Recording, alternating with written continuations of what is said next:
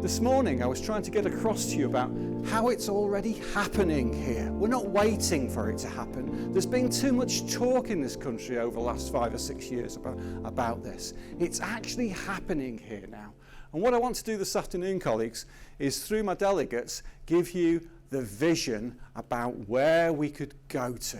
So we've got a number of speakers who are working on futuristic projects, be it around infrastructure, be it around skills, be it around hydrogen mapping, before we finish off with Richard Carter, who will talk to us about the Northwest leadership's perspective on the journey that we're going on.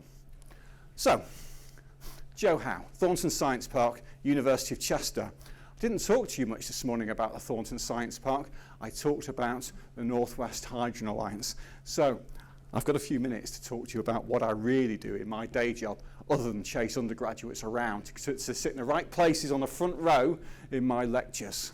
So in terms of the future, I think we've seen some fabulous announcements coming out from Claire Perry's office and the government offices during the course of the last 18 months, 2 years, kicked off by their industrial strategy, which outlined a key manifesto, almost outlined a roadmap to us around the key industrial challenges. Yeah? And one of those key industrial challenges was something called the clean growth and the clean growth grand challenge.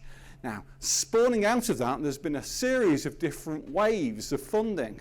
One was around the Faraday challenge. Another one was around what was it called? Prospering from the Energy Revolution was another one.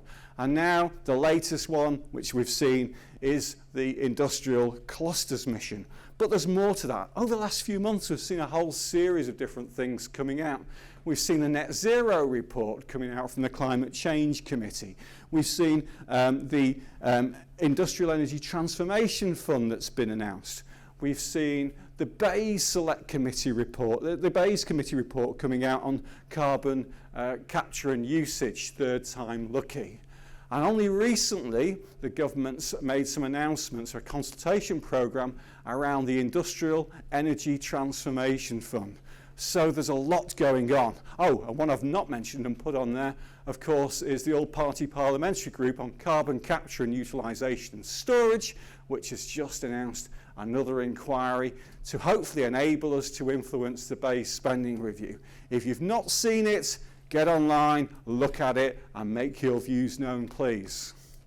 Thornton SciencePark was the former Shell Research and Development Facility when Shell owned and operated Stanlow. Shell divested of Stanlow, as you may or may not know, just over a decade ago, and SR, an Indian processing company, now operates that particular oil refinery, and they do very little R&D in this particular country, so they did not want the former Shell research facility. About 5.5 years ago, my Vice-Chancellor, Tim Wheeler, who was here earlier on today, took that site on and decided to launch the newest Faculty of Science and Engineering in the country. The provost of that site, Nick Avis, is with us today, I'm pleased to say. We have courses in computer sciences, in mathematics, in natural sciences, in engineering, chemical, electrical, mechanical engineering. And during that time, we're now at a stage where our first programs have been professionally accredited. And we've also got 700 students on our site, which is a fabulous, fabulous trajectory to be on.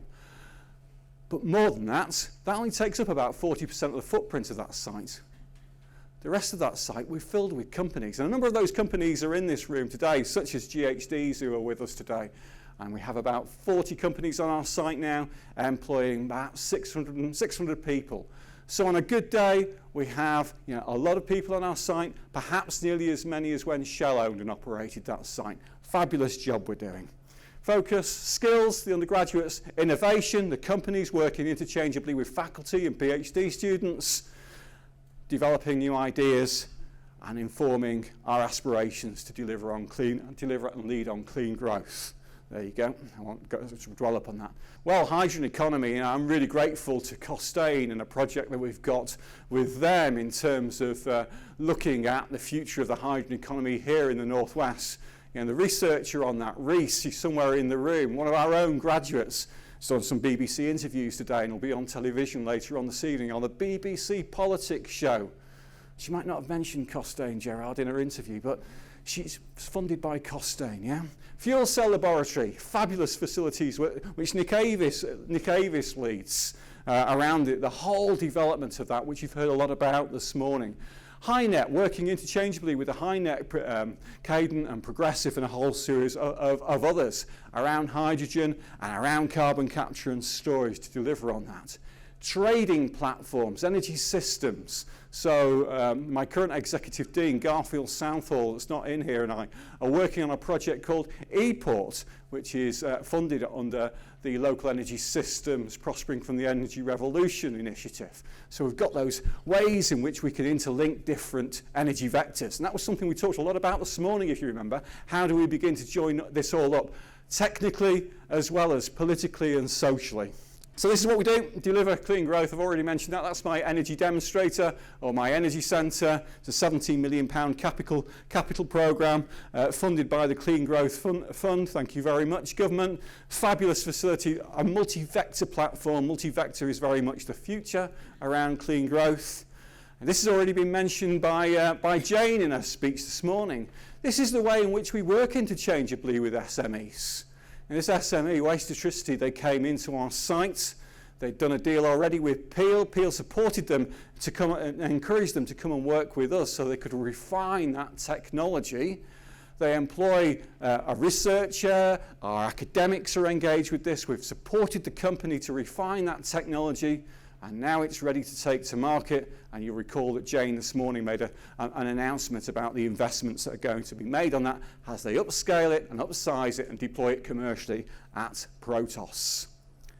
And then my final slide, I want to take you back to this, guys. I think this is absolutely fabulous, the North West Hydrogen Alliance.